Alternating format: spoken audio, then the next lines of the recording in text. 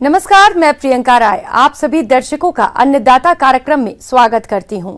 हमारे देश का किसान जन का पोषक है, वो श्रम का देवता है, अन्नदाता है, उसमें ही भारत की आत्मा निवास करती है। ऐसे ही किसानों की प्रगति के लिए हम खेती बाड़ी से जुड़ी हुई बहुत सी नई लाभकारी जानकारियां हर रोज सुबह लेकर आते हैं।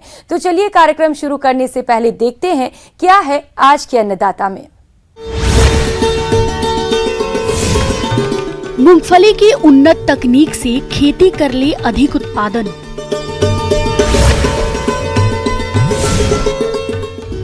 वर्षा जल से कैसे बढ़ाएं भूमिगत जल स्तर। हमारे राज्य के सिंचित क्षेत्रों में मूंगफली की खेती बड़े क्षेत्रफल पर की जाती है और जो किसान उन्नत किस्मों का चयन करके मूंगफली की खेती करते हैं वे किसान अधिक उपज लेते हैं और अच्छी आय भी कमाते हैं। तो किसान भाइयों, आप मूंगफली की फसल से अधिक उत्पादन लेने के लिए किस प्रकार से करें इसकी उन्नत तकनीक से खेती, देखिए हमारी ये खास report.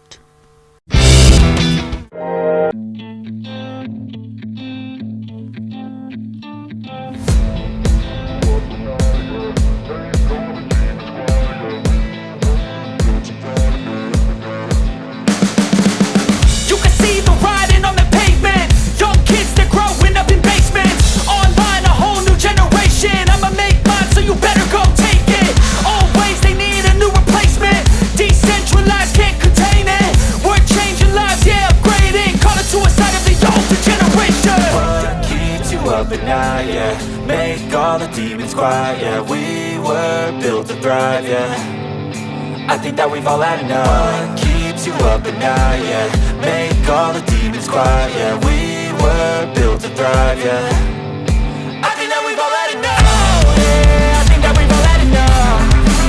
Sick of dealing with the old plan, they know that we're calling it wrong. You got me like, oh yeah, I think that we've all had enough.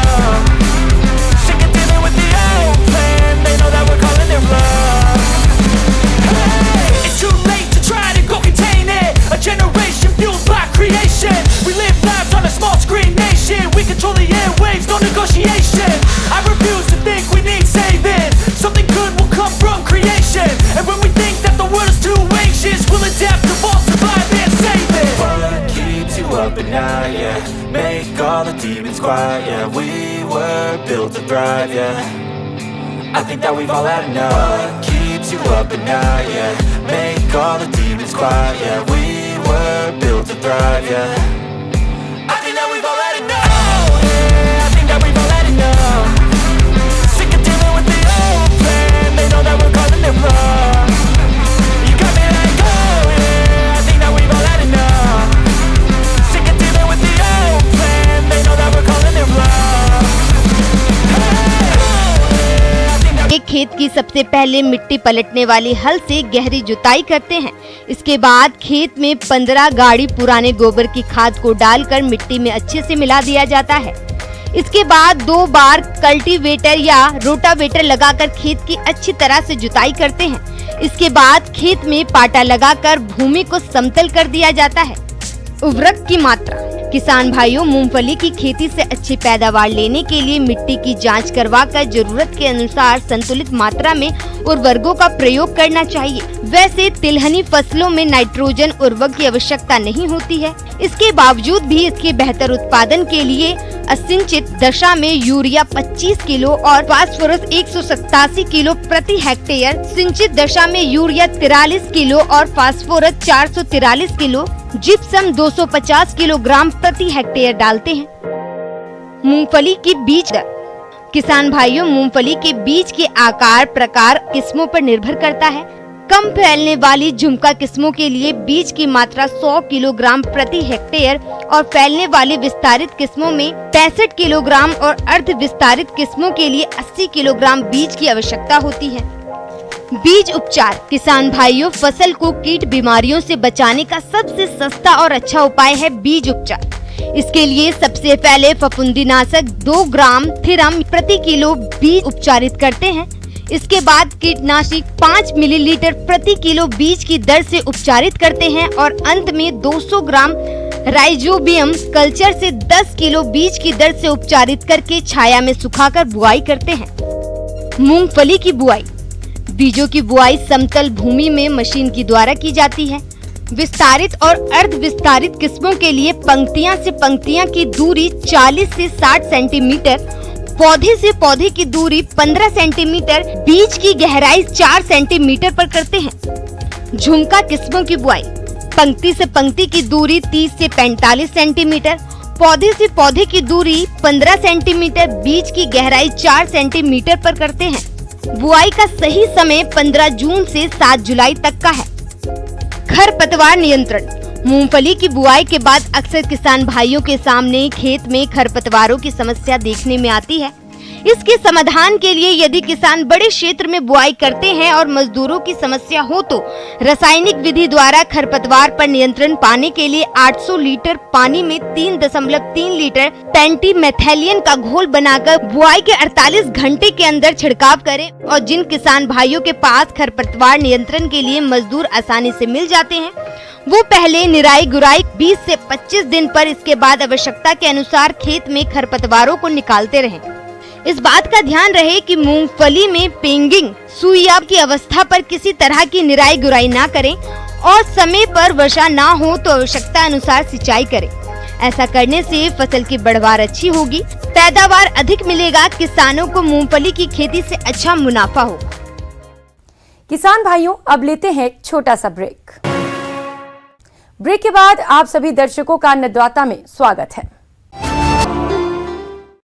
किसान भाइयों, पिछले कुछ सालों में राज्य में वर्षा अच्छी हुई है।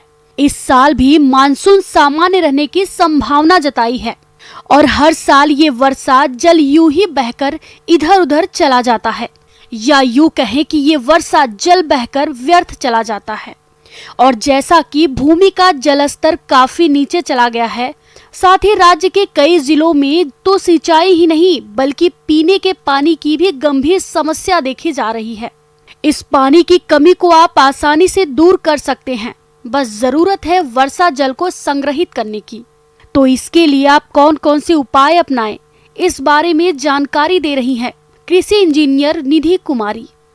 आज ये स्थिति बन चुकी है कि मॉनसून सीजन के बाद हमारे पास पीने के लिए पानी की भी समस्या आ रही है और सिंचाई के लिए तो और भी ज़्यादा समस्या है।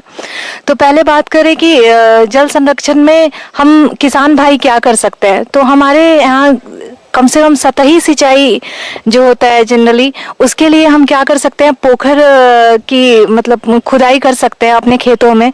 तो अगर ऐसा देखा जाए, किसानों के पास जो भी जमीन है, अगर उसका 10% अगर खेत हम संरक्षण के लिए, जल संरक्षण के लिए उपयोग करें तो वो काफ़ी अच्छा रहेगा। और हर किसान को 10% जमीन जो है उनके खेत जितना भी रकबा है उसका 10% उन्हें इस्तेमाल करना चाहिए जल संरक्षण के लिए। तो जल संरक्षण करने के हमारे विभिन्न तरीके होते हैं। जैसे कि अगर मान लीजिए आपके खेत चौकार हैं या आयताकार हैं, तो आप क्या कर सकते हैं, अपने खेत के तीनों साइड से आप 1 मीटर के भुजा का वर्गाकार नुमा स्ट्रक्चर बना सकते हैं, जिसका कि 1 मीटर गहराई होना चाहिए। तो इससे क्या होता है कि आपके खेतों में जल संरक्षित होता है, बारिश का जल, और खेत के बाहर भी जल नहीं जाता है, जिससे कि आपका मृदा अपरदन भी नहीं होता है, जो बोलते हैं मृदा का क्षय भी नहीं होता है, और जल भी संरक्षित होता है।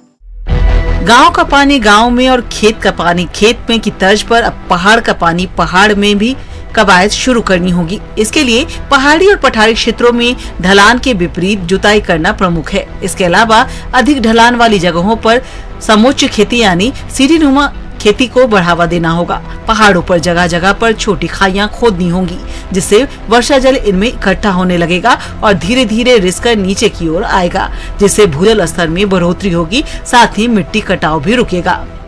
दूसरा एक तरीका है जिसको हम बोलते हैं जौहर मेथड, जिसको हम पोखर बोल सकते हैं।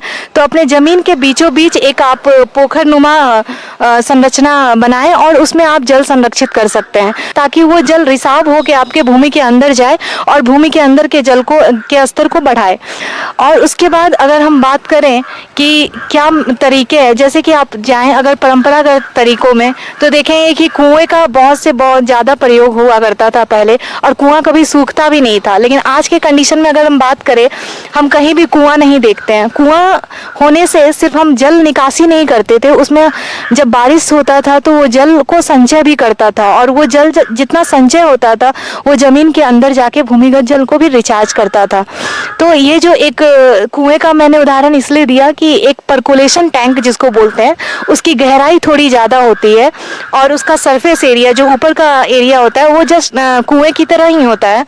तो उससे क्या होता है कि आपका जो वाष्पीकरण की जो प्रक्रिया है वो कम होती है काफ़ी। तो अगर हम परकोलेशन टैंक एक अच्छी विधि है जिससे हम जल संचय करते हैं, और परकोलेशन टैंक सीधे ग्राउंड वाटर को रिचार्ज करता है।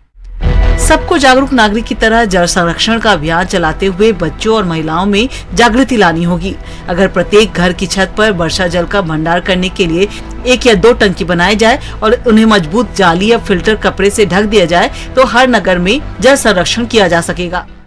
और दूसरे तरीके की अगर बात करें तो जैसे कि आजकल घरों में अगर बहुत ज़्यादा चल रहा है वर्षा जल संरक्षण, रेन वाटर हार्वेस्टिंग, तो इससे हम क्या करते हैं कि जैसे कि आपके घर में जो छत है उस छत पे जो पानी एकत्रित होता है उसके मुहाने को अगर आप एक पाइपलाइन से जोड़ कर अगर उसको सोखते के थ्रू अगर पानी को संचय करें तो आपका जल भी उससे संचय होगा। तो इसमें क्या करना होता है, आपको 1 फीट जैसी ब्याज की उसका सर्किल 1 मीटर का होना चाहिए और उसकी गहराई 16 से 20 फीट रखते हैं, और उसको जैसे रिंग नुमा स्ट्रक्चर जिसको बोलते हैं प्रीकास्ट स्ट्रक्चर डाल के उसको गहराई तक ले जाते हैं, 16 फीट की गहराई को फिल करते हैं, और उसके अंदर आप मिट्टी का टुकड़ा जैसे कि पहले ईंट का टुकड़ा डालें, उसके बाद छोटे छोटे ईंट के टुकड़ों को डालें, फिर उसके बाद गिट्टी डालें, ग्रेवल डालें, उसके बाद जो अंतिम लेयर है उसको आप बालू से ढककर उसके अंदर आप पाइपलाइन अगर गिराते हैं तो उससे क्या होता है कि हमारा जो वर्षा जल जो छत पे गिरता है जो कि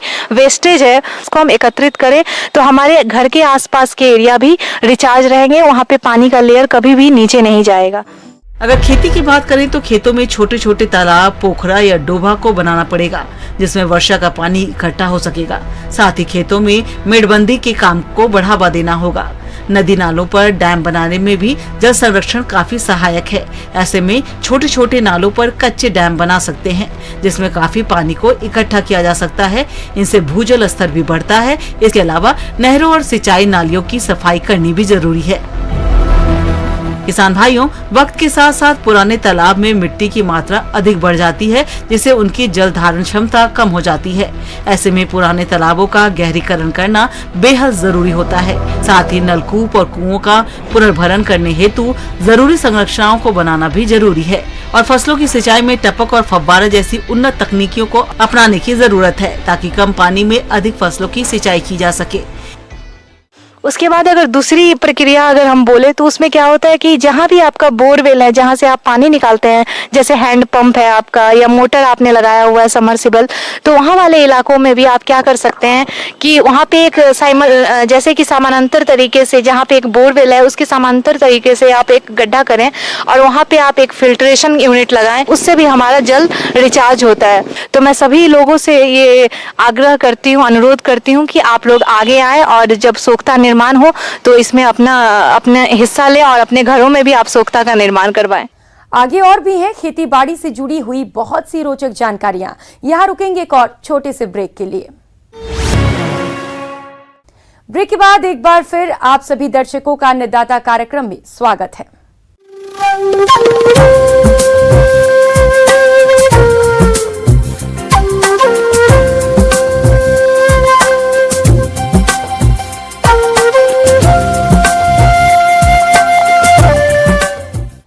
मौसम विभाग की रिपोर्ट पर साप्ताहिक कृषि सलाह इस प्रकार है। ग्रामीण कृषि मौसम सेवा, भारत मौसम विज्ञान विभाग, श्री करण नरेंद्र कृषि विश्वविद्यालय जुबनेर द्वारा भेजे गए मौसम पूर्वानुमान रिपोर्ट के आधार पर जिला सीकर और इससे लगे जिलों के किसान भाइयों को सलाह दी जाती है कि आगामी 2 दिनों के दौरान मौसम साफ रहेगा। इस दौरान अधिकतम तापमान 42 से 44 डिग्री सेल्सियस और न्यूनतम तापमान 30 से 31 डिग्री सेल्सियस रहने की संभावना है। ऐसे में इन क्षेत्रों के किसान भाइयों को सलाह दी जाती है कि कोरोना के गंभीर फैलाव को देखते हुए किसानों को सलाह दी जाती है कि तैयार सब्जियों की तुड़ाई तथा अन्य कृषि कार्यों के दौरान भारत सरकार द्वारा दिए गए निर्देशों व्यक्तिगत स्वच्छता, मास्क का उपयोग, साबुन से उचित अंतराल पर हाथ धोने तथा एक दूसरे से सामाजिक दूरी बनाए रखने पर विशेष ध्यान दें। रबी फसलों की कटाई के बाद खाली खेतों की गहरी जुताई कर जमीन को खुला छोड़ दें ताकि सूर्य की तेज धूप से गर्म होने के कारण इसमें छिपे कीटों के अंडे तथा घास के बीज नष्ट हो जाएं। इस मौसम में भिंडी की फसल में माइट कीट की निरंतर निगरानी करते रहें। अधिक कीट पाए जाने पर इथियान की 1.5 से 2 मिलीलीटर मात्रा प्रति लीटर पानी के हिसाब से घोल बनाकर मौसम साफ होने पर छिड़काव करें। लीफ कर्ल और मोजाइक रोग से मिर्च की फसल प्रभावित हो सकती है। रोग को फैलाने से रोकने के लिए प्रभावित पौधों को उखाड़कर जला दें और डाइमेथोएट 30 EC दवा की 1 मिलीलीटर मात्रा प्रति लीटर पानी के हिसाब से घोल बनाकर छिड़काव करें। नींबू के बाग में डाईबैक रोग को नियंत्रित करने के लिए कॉपर ऑक्सीक्लोराइड की 3 ग्राम मात्रा प्रति लीटर पानी के हिसाब से घोल बनाकर छिड़काव करें। गर्मियों में तरबूज और खरबूजे की तुड़ाई की जा सकती है। कच्चे फलों को न तोड़ें। फलों के पास डंठल का सूखना, डंठल की आवाज, पेट के रंग में परिवर्तन फलों के पकने के महत्वपूर्ण लक्षण हैं। सिंचाई के तुरंत बाद यानी 12 से 24 घंटे के अंदर फल न तोड़ें। जानवरों को गर्मी से बचाने के लिए दोपहर में हर घंटे पीने के लिए पानी देवें और छाया या पेड़ों के नीचे रखें।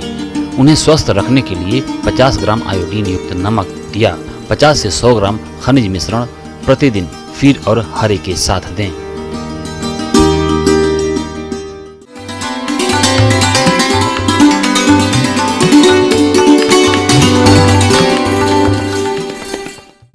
आइए जानते हैं अन्नदाता निशुल्क फोन के माध्यम से पूछे गए समस्याओं का समाधान। अन्नदाता निशुल्क फोन संपर्क सेवा के माध्यम से पूछे गए प्रश्नों में से आज हमने जिस प्रश्न को कार्यक्रम में शामिल किया है उसे पूछा है ग्राम रामपुरा, जिला जयपुर के कृषक अमित कुमार ने। ये आंवला के नए बाग लगाने के बारे में संपूर्ण जानकारी चाहते हैं। तो अमित कुमार जी, आपकी जानकारी के लिए प्रस्तुत है कार्यक्रम का ये अंश। आंवला एक ऐसा फल है जो विटामिन सी से भरपूर है। विटामिन सी नियमित रूप से लेने से मानव में प्रतिरोधक क्षमता बनी रहती है। आंवला एक व्यावसायिक फल है। इससे मुरब्बा बनाया जा सकता है, इससे च्यवनप्राश बनता है, इसका अचार बनता है, इसको सुखा के पाउडर भी काम में लेते हैं। इसके काफ़ी व्यावसायिक रूप है। किसान भाइयों, सफल बागवानी के लिए जरूरी है कि सही स्थानों और उपयुक्त मृदा का चुनाव करें। व्यावसायिक दृष्टि से बाग लगाने के लिए ऐसे स्थान का चयन करें जो शहर के नजदीक हो और यातायात की पर्याप्त सुविधा हो। जहां तक उचित मृदा की बात है तो बाग लगाने से पहले मिट्टी की जांच अवश्य करा लें और मृदा परीक्षण रिपोर्ट के अनुसार खेत को सुधार कर बागवानी करें। आंवला एक सब ट्रॉपिकल प्लांट है। इसको आप शुष्क और अर्ध आर्द्रता युक्त वातावरण सबसे ज़्यादा उपयुक्त पाया जाता है। इसके लिए हेतु मृदा जो भूमि है, भूमि का पीएच मान 6 से 7 के रेंज वाला सबसे ज़्यादा उपयुक्त है। परंतु यह जिस मृदा का पीएच मान 8.5 तक है वहाँ भी इसकी खेती सफलतापूर्वक की जा सकती है। नए बाग की स्थापना के लिए दूसरा जो मुख्य पहलू आता है वो है उन्नत किस्मों के चुनाव की। व्यावसायिक दृष्टिकोण से उत्पादकों को चाहिए उन किस्मों का चुनाव करें जिनकी बाजार में अच्छी मांग हो। आंवला की किस्मों का बहुत ज़्यादा महत्वपूर्ण है। किसान उन्नत किस्म की किस्म लगा के ही ज़्यादा उत्पादन प्राप्त कर सकता है। इसमें मुख्य रूप से चकैया किस्म है, NA7 है, नरेंद्र आंवला जिसको कहते हैं, NA6 है, NA9 है, NA10 है, हाथी जूल है। इन किस्मों को आपने चुनाव करके पौधे प्राप्त करें। खेत में खड्डे तैयार करके उसमें उपयुक्त रूप से सड़ी हुई गोबर की खाद, कीटनाशक पाउडर, सूक्ष्म तत्व मिश्रण, सुपर फास्फेट, जिप्सम आदि को अच्छी तरह से मिश्रण तैयार करके वापस खड्डे भर के फिर अपने को इसमें पौधे लगाने चाहिए। आंवले के जो पौधे होते हैं 6 से 8 मीटर की दूरी पे पौधे से पौधे और लाइन से लाइन की दूरी पे इनको रोपित करते हैं। इसका फल उत्पादन शुरू हो जाए तब इसमें अपने को गोबर की खाद और अन्य जो आवश्यक पोषक तत्व है वो नियमित रूप से डालने पड़ेंगे।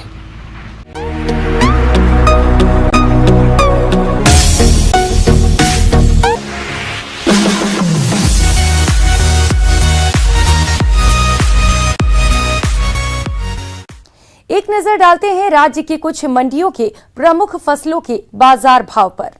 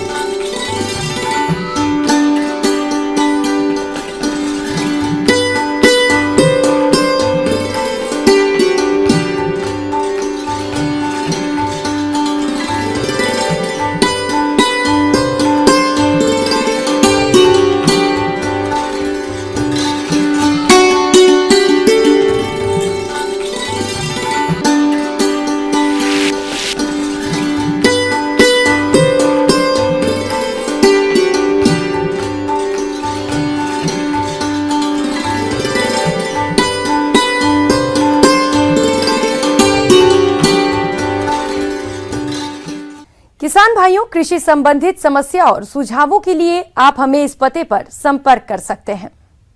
प्रोड्यूसर अन्नदाता news 18 Rajasthan, Ramoji film city, Hyderabad 501512। साथ ही आप हमें ईमेल भी कर सकते हैं। हमारा ईमेल है p18annadatarajasthan@news18.com।